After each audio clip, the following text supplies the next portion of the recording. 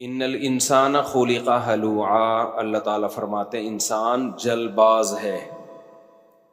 اذا مسہ الشر جزوعا، جب اس کو کوئی مصیبت پہنچتی ہے تو جزا فضا شروع کر دیتا ہے، صبر سے کام نہیں لیتا۔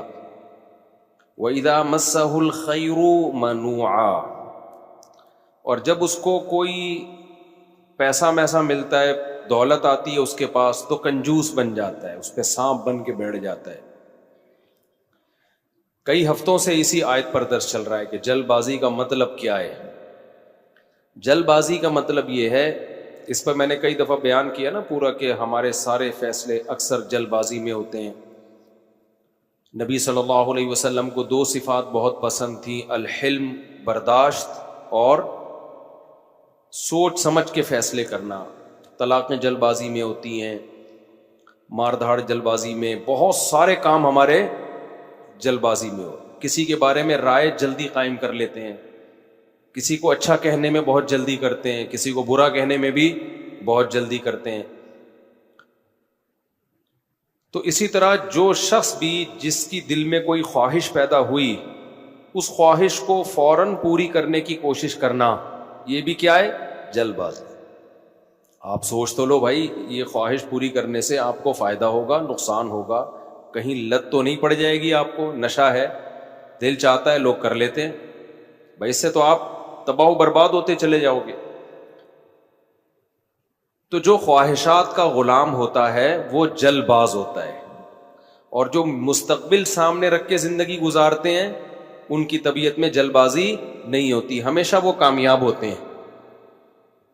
تو یہاں بھی اللہ نے کیا فرمایا کہ جلد بازی کی ایک مثال اللہ نے بیان کی ہے۔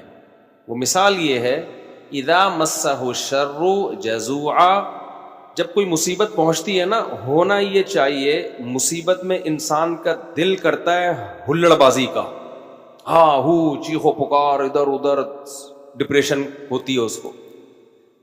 تو جو دل کر رہا ہے وہ آپ کرنا شروع کر دو، اس پہ کنٹرول نہ کرو کہ بھئی اس کا کوئی فائدہ ہوگا یا نہیں ہوگا۔ ایسا تو نہیں کہ میرے اس ری ایکشن سے فائدے کے بجائے الٹا اور زیادہ نقصان ہو جائے۔ تو اللہ کہتے ہیں جلد باز آدمی کیا کرتا ہے، وہ یہ نہیں دیکھتا، وہ بس اپنی خواہش کو پوری کرنے میں لگا ہوتا ہے۔ غم پہنچا ہے تو اس غم کو ہلکا کرنے کے لیے جو مرضی اسے کرنا پڑے وہ کر گزرتا ہے۔ اس کی مثال ایسے ہے نا، آپ نے دیکھا ہوگا ایک کہیں کوئی واقعہ ہو جائے نا، کوئی دھماکہ ہو جائے، تو جو انویسٹیگیشن کے لیے لوگ وہاں جاتے ہیں وہ کہتے ہیں ہمیں سب سے بڑی مصیبت پتہ ہے کیا ہوتی ہے؟ وہاں عوام جو احتجاج شروع کر دیتی ہے، اس سے کیا ہوتا ہے کہ وہاں جن لوگوں نے کچھ کاروائیاں کی ہیں نا، ان کے ثبوت مٹ جاتے ہیں۔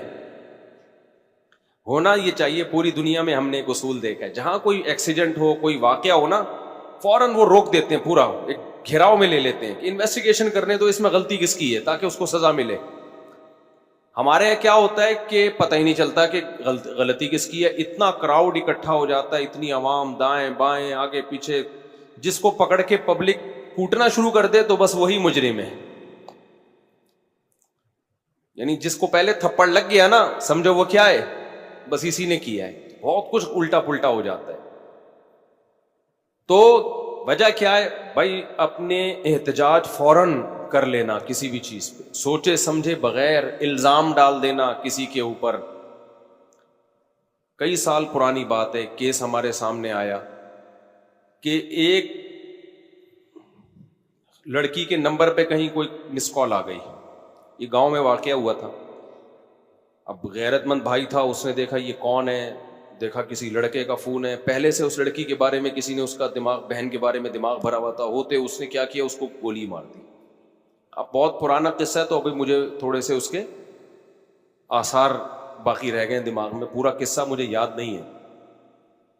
بعد میں انکوائری کی پتہ چلا کہ جی یہ لڑکی بالکل بھی انوالو نہیں تھی، جس بندے نے کی ہے وہ گڑبڑ کرنے کی کوشش کر رہا تھا۔ تو اب کیا ہوا ہے کہ اس کو پتا چلا کہ یار میری بے گناہ بہن کو میں نے مار دیا، ٹینشن میں اتنا گیا ہے کہ اپنے آپ کو بھی مار دیا۔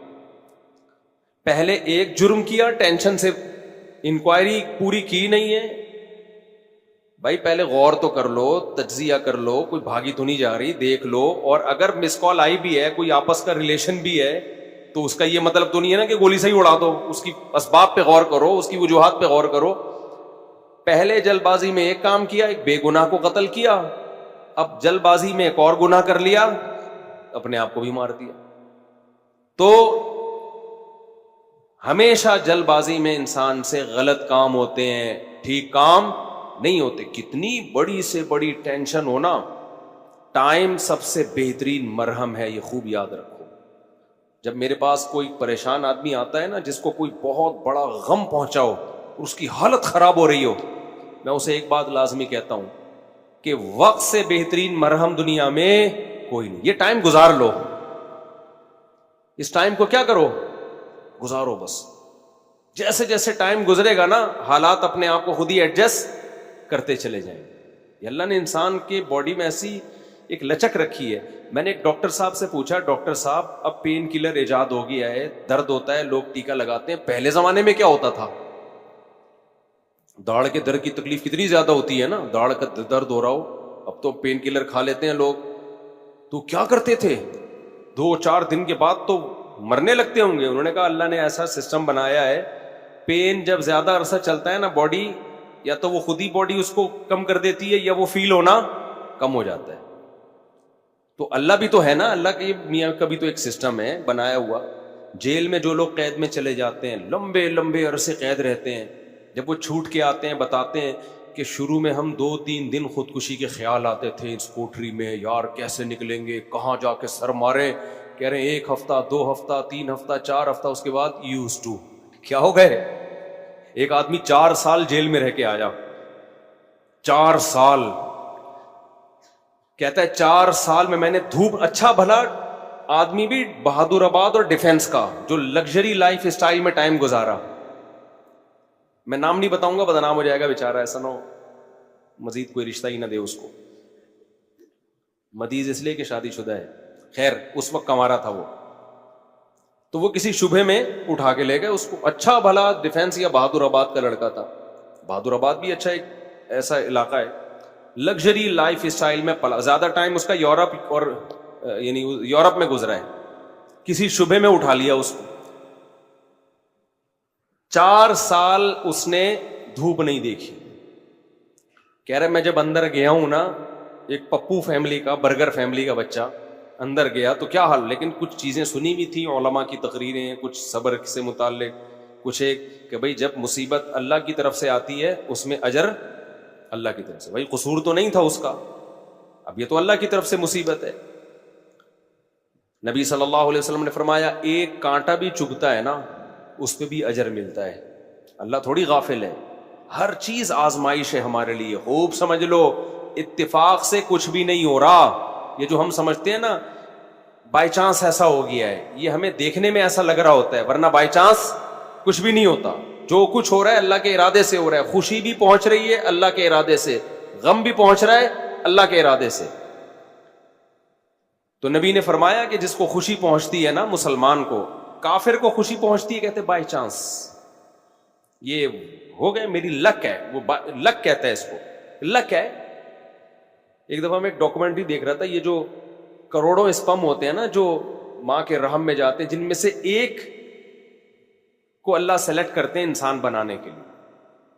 تو ڈاکومنٹری میں کسی گورے نے لکھا ہوا تھا کہ آئی ون دس میچ، یعنی کروڑوں خربوں میں یہ میچ جیت گیا. ٹھیک ہے، او بھائی تو نہیں جیتا ہے، یہ سلیکشن کس کی ہے؟ اللہ کی ہے. وہ کہہ رہے ہیں بھی بائی چانس ہو گیا کہ میں پیدا ہو گیا. بائی چانس کوئی بھی نہیں ہوتا، سب کس کا ارادے سے ہو رہا ہے؟ اللہ کے. اللہ نے تجھے پیدا کرنے کے لیے کمبخت سلیکٹ کیا ہے، اور اللہ پھر کہہ رہے ہیں نحن خلقناکم، ہم نے تمہیں پیدا کیا، ہمارا احسان ہے، تو اب اس احسان کا بدلہ دو. تو جہاں آپ یہ کہیں گے نا اتفاق سے ایسا ہو رہا ہے، وہاں خوشی پہ اتراؤ گے بھی اور غموں پہ ٹینشن میں بھی آؤ گے. یار کیوں ہو گیا میرے ساتھ؟ اچھا ہٹلر کتنا روتا رہتا آخری عمر تک، تبھی پھر وہ خودکشی کر لی اس نے کہ یار 1 ہفتہ پہلے میں رشیا پہ اٹیک کر دیتا، ہاں یار کتنی بڑی غلطی ہوئی ہے مجھ سے. وہ کہتے ہیں ایک ہفتہ پہلے اٹیک کر دیتے نا تو رشیا کا نقشہ کچھ اور ہوتا. وہ ایک ہفتہ رہ گیا, پتہ نہیں پولینڈ ولینڈ کے کس کے چکر میں رہ گیا, تو وہ رشیا نے اٹیک کر کے اس کی ایسی کی تیسی کر دی. تو روتا رہتا تھا وہ. ابے روتا رہتا نہیں, تو نے جو کچھ حرکتیں کی ہیں تو اللہ نے تجھے کیا دیا اس کا بدلہ. خیر, تو توبہ کر لیتا. مسلمان ہوتا تو کیا کہتا, یار اللہ کی طرف سے چپت لگ گئی ہے میرے, اب توبہ استغفار کر لو. اور توبہ ایسی خاندانی چیز ہے یار, کچھ بھی ہو جائے. ہٹلر مسلمان ہوتا, کہتا میں نے ہزاروں لاکھوں انسانوں کو قتل کر دیا, بند کمرے میں جا کے گڑ گڑا لیتا اللہ سے, معاف کر دے اللہ.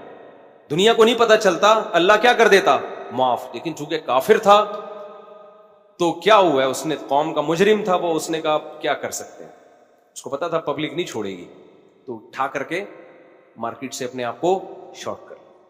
انجام بھی برا, زندگی بھی بری. مسلمان کی زندگی بری ہو, کم از کم انجام اچھا اس کے اختیار میں ہوتا ہے. یار اللہ کو منا لو. اللہ کہتا ہے 100 انسانوں کے قاتل کو بھی میں بخش دوں گا. خیر میں وہ واقعہ سنا دوں میں. تو وہ کیا ہوا ہے کہ وہ بہادر آباد کا پپو بچہ جو ہے نا, کہاں چلا گیا, جیل.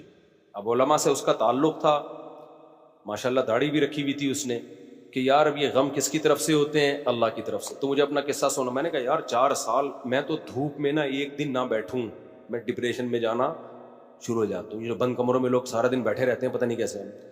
نیچر سے جس کو بھی محبت ہوگی نا, وہ دھوپ نہیں چھوڑ سکتا بھائی. بکریاں مرغی انڈے نہیں چھوڑ سکتا, دھوپ نہیں چھوڑ سکتا وہ. بکریاں مرغی تو چلو زیادہ ہو گیا, لیکن دھوپ نہیں چھوڑ سکتا وہ.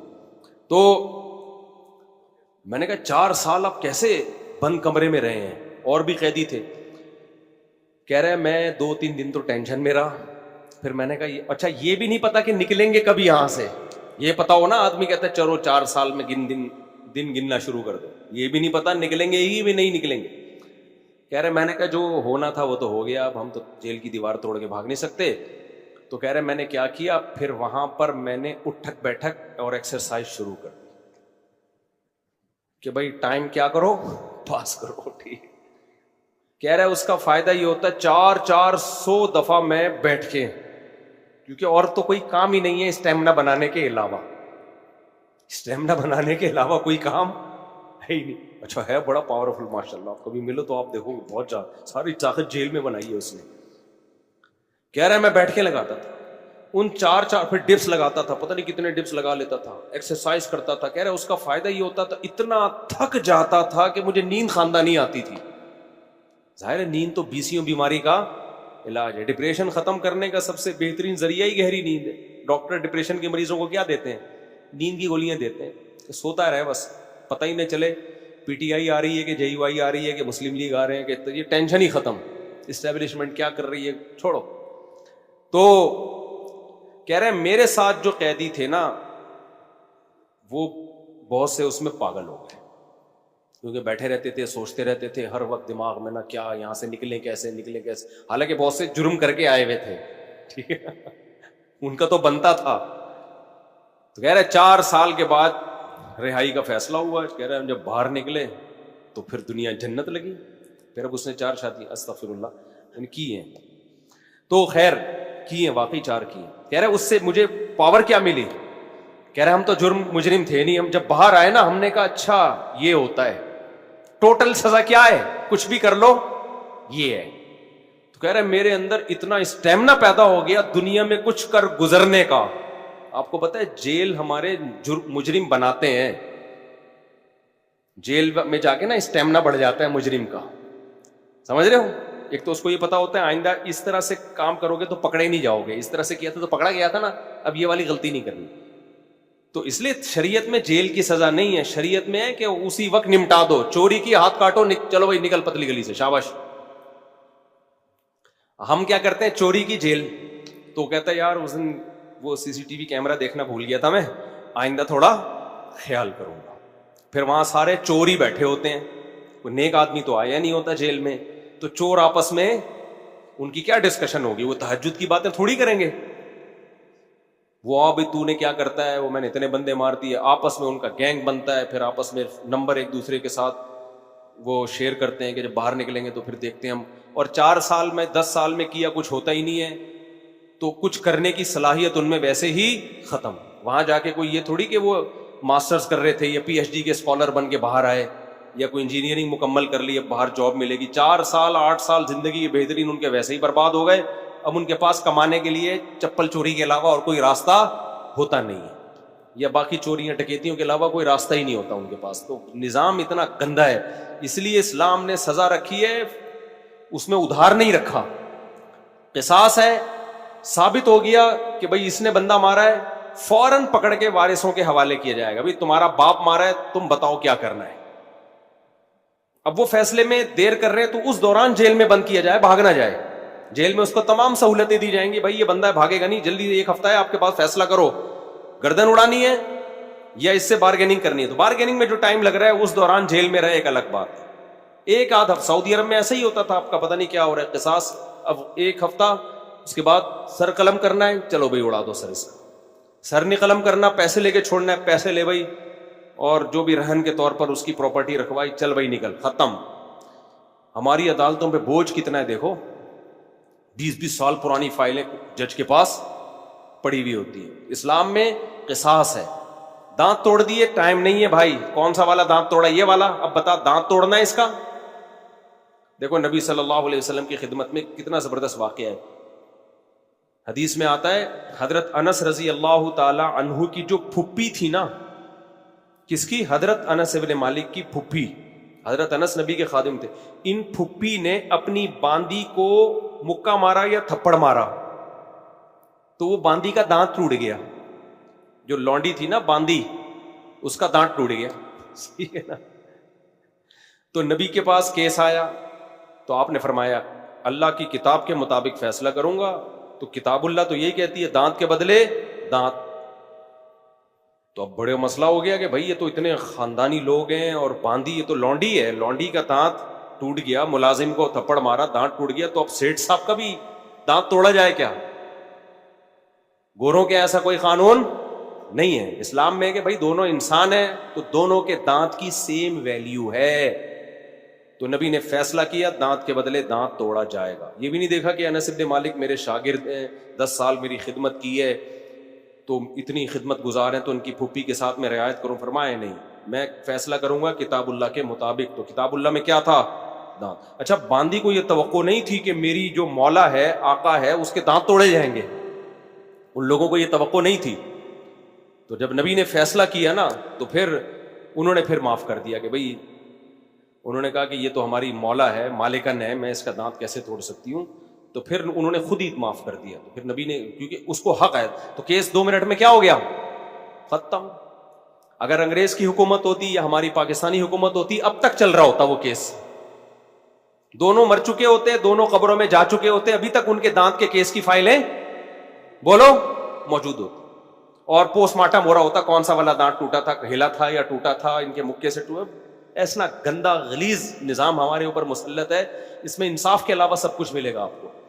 تو اسلام نے کیش سزائے رکھی ہے, ٹھک ٹھک ٹھک کر کے, کہ بھائی تھپڑ کے بدلے میں کیا ہے, تھپڑ. تو قصاص کا نظام رکھا ہوا ہے اللہ میاں نے بڑا زبردست. وَكَتَبْنَا عَلَيْهِمْ فِيهَا أَنَّ النَّفْسَ بِالنَّفْسِ وَالْعَيْنَ بِالْعَيْنِ وَالْأَنْفَ بِالْأَنْفِ وَالْأُذُنَ بِالْأُذُنِ وَالسِّنَّ بِالسِّنِّ وَالْجُرُوحَ قِصَاص. کیا زبردست آیت ہے. اللہ فرماتے ہیں ہم نے لکھ دیا ہے, آنکھ کے بدلے آنکھ. کسی نے تمہاری آنکھ پھوڑی ہے, تم کورٹ میں جاؤ گے, جی اس نے آنکھ پھوڑی ہے, یہ ثابت کرو گے, دلائل سے ثابت کر دیا, کورٹ کہے گی تو بھی پھوڑ دے اس کی یہ والی آنکھ.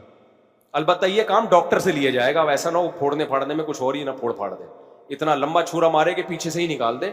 تو اس میں ماہرین سے مدد تو لی جائے گی, لیکن یہ ہوگا بھائی آنکھ ضائع کی ہے تو تمہاری بھی آنکھ ضائع کی جائے گی.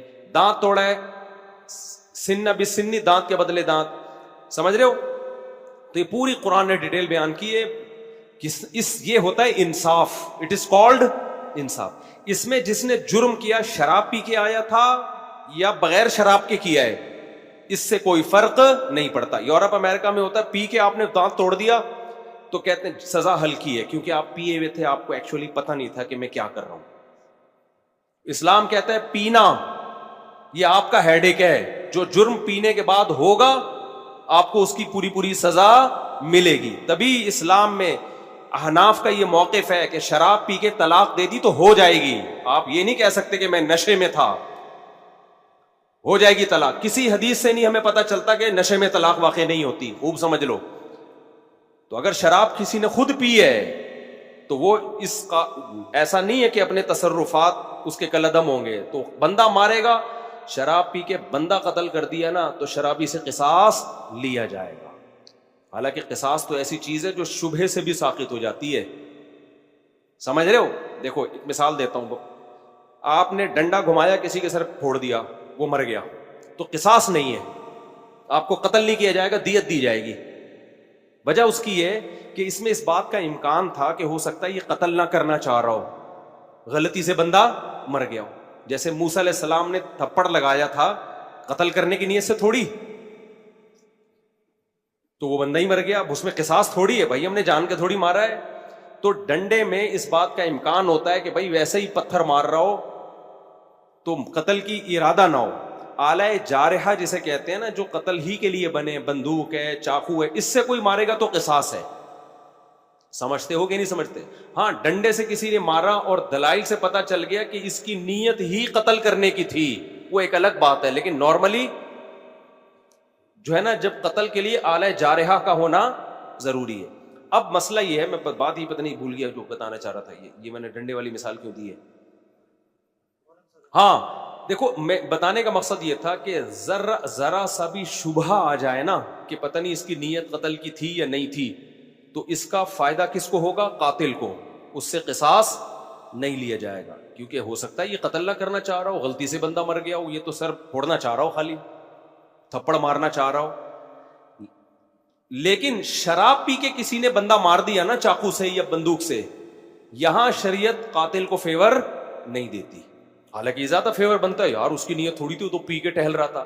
تو احناف یہی کہتے ہیں, امام حنیفہ, کہ جب قاتل کو شراب کے بعد اتنا سا فیور نہیں دیا جا رہا, حالانکہ اس کا دماغ کام نہیں کر رہا, تو طلاق تو قصاص سے کم درجے کی چیز ہے. اس میں اگر کوئی پی کے طلاق دے گا نا تو ہو جائے گی. سمجھتے ہو؟ کیونکہ اس کے اس جرم کو فیور نہیں دیا جائے گا اس پہ, کیونکہ پی کیوں تو نے. وہ کہہ سکتا ہے نا, میں تو پی ہوئی تھی تو مجھے کیا پتا, پینے سے پہلے تو تجھے پتا تھا نا, پینے کے بعد کچھ بھی ہو سکتا ہے, بندہ بھی مر سکتا ہے, بیوی کو ڈیورس بھی ہو سکتی ہے. یا ایک مشہور سوال ہے کہ پی اس نے, سزا بیوی کو کیوں دے رہے ہو؟ تو طلاق میں شریعت نے مرد کے تصرف کا اعتبار کیا ہے, اس میں عورت کی پوزیشن کو نہیں دیکھا ہے کہ وہ مظلوم تھی یا ظالم تھی. مرد کی, کیونکہ طلاق کہتے ہیں مرد کی ملکیت سے چیز کا نکلنا, اس میں شریعت نے یہ سمجھا ہے نقصان مرد کا زیادہ ہو رہا ہے. سمجھتے ہو کہ نہیں سمجھتے ہو؟ تو اب یہاں پر بھی یہی ہے کہ اگر کوئی بلا وجہ بیوی کو طلاق دے دے تو بھی تو عورت کا کیا قصور ہے, لیکن پھر بھی ہو جائے گی. تو ہم کہتے ہیں شراب پی کے دے رہا ہے تو بطریقہ اولا ہوگی. آج کل بہت زیادہ ہو رہا ہے, اور پھر لوگ فتوے دائیں بائیں سے لے آتے ہیں کہ جی وہ فلاں نے, سعودیہ کے مفتی نے فتویٰ دیا ہے طلاق نہیں ہوئی چونکہ پی ہوئی تھی, فلاں نے فتویٰ دیا. آج کیا ہوا ہے, ایک آدمی نے کھڑے کھڑے بیوی کو 6 طلاقیں دی ہیں, سب نے یہاں کے مدارس نے فتویٰ دیا, طلاقیں ہو گئی ہیں. سعودیہ کے کسی مفتی سے لائیو ویڈیو کال پہ بات کی, اس مفتی نے بولا کہ میں کسی فقہ شقہ کو نہیں مانتا, کوئی طلاق نہیں ہے. تو میں نے کہا یہی اس کے جاہل ہونے کی دلیل ہے کہ 1400 سال سے جو اسلامی قانون مرتب ہوا آ رہا ہے, اس جاہل آدمی کو وہ پتہ نہیں ہے, اور یہ اٹھ کے آیا ہے اسلام سکھانے کے لیے. تو یہ جو کہتے ہیں نا فقہ شقہ نہیں مانتا, اس کا مطلب ہوتا ہے سارے گھاس کھا رہے تھے, ہم اکیلے آئے ہیں دنیا میں جو اب قرآن و سنت کو ہم نے سمجھا ہے. خیر, تو کہاں سے کہاں بات چلی گئی, بہت اسپیڈ مار رہا ہوں آج میں. ہاں, بہادر آباد سے پھر وہ جیل سے نکلے. ہاں, تو یہ میں عرض کر رہا تھا کہ اسلام کا نظام کتنا بہتر ہے یار. زنا کیا ہے 100 کوڑے مارو, چھوڑ دو بس اس کو, پھر ملامت نہ کرو اس کو. شادی شدہ نے زنا کیا, رجم کرو, قصہ ختم, چلو بھائی. کمارے نے زنا کیا, 100 کوڑے دونوں کو چترول لگاؤ اور چھوڑ دو ان کو. کسی نے زنا کی غلط تہمت لگا دی, 80 کوڑے لگاؤ, چھوڑ دو, چل بھائی. کیس نہیں ہے لمبے لمبے, سمجھتے ہو کہ نہیں سمجھتے ہو؟ تو لمبے لمبے کیس نہیں ہیں. تو ہمارے یہاں تو بہت ہی گندا نظام چل رہا ہے یار, اللہ بچا کے رکھیے, جیلوں سے اللہ بچائے. جیلوں میں خارش کی بیماریاں لگتی ہیں, پتہ ہے آپ, ایک دوسرے کی پھوڑے پھنسیاں ٹرانسفر ہو رہے ہوتے ہیں. گندگی کا ایک نظام ہے, بہت ہی گندا نظام ہے جیلوں کا. تو وہ صاحب جیل میں 4 سال جب کاٹ کر آئے تو کہہ رہے ہیں میں اتنا کانفیڈنس پیدا ہو گیا. لیکن چونکہ بندہ 2 نمبر نہیں تھا, جب 2 نمبر نہیں تھا تو برائیوں کی طرف نہیں گیا, اچھائیوں میں کانفیڈنس پیدا ہو گیا. تو اچھائی آپ کو بتائے, جس نے میرے بیان سنے ہو, ایک اچھائی تو اس کو پتہ ہی ہوتی ہے کہ شادیاں میں نے 4 کرنی ہے. تو کہہ رہا ہے میں جیل سے باہر نکلا نا, بیانات میرے سنے ہوئے تھے, کہتا ہے میں نے سوچا کہ اب کسی کا باپ میرے کو روک کے دکھائے 4 شادیوں سے، کیونکہ اتنی ٹینشن جیل میں، کہہ رہے میں نے اٹھا لی ہے کہ اب ٹینشن میرے لیے مسئلہ نہیں، کیونکہ دوسری میں آدمی ٹینشن کی وجہ سے نہیں کرتا نا، میرے ٹینشن کی ایسی کی تیسی. دیکھو اس نے صبر کیا نا تو یہ جیل اس کے حق میں کیا ہو گیا؟ مفید. اگر صبر نہ کرتا، جلد بازی والا کام کرتا، جیل میں بیٹھا رہتا، یہ کیا ہو رہا ہے میرے ساتھ، میں نے تو کوئی ایسا گناہ نہیں کیا، اللہ کو میں ہی ملا تھا. کبھی حکومت کو گالیاں دیتا، کبھی پولیس کو گالیاں دیتا، کبھی فوج کو گالیاں دیتا، کبھی عمران خان کو، کبھی مسلم لیگ کو، کبھی کس کو. ان پہ کچھ بھی اثر، جو بھی نہیں رینگتی ان کے اوپر. کیا خیال ہے؟ ان پہ جو بھی نہیں رینگتی، کسی پہ کچھ بھی نہیں ہونا تھا. اور اللہ کو بھی ایسے لوگ اعتراض کرنا شروع کر دیتے. اس نے یہ بولا بھائی میرے بس میں جو ہے میں وہ کروں گا، جو میرے بس میں نہیں ہے وہ میں نہیں کر سکتا.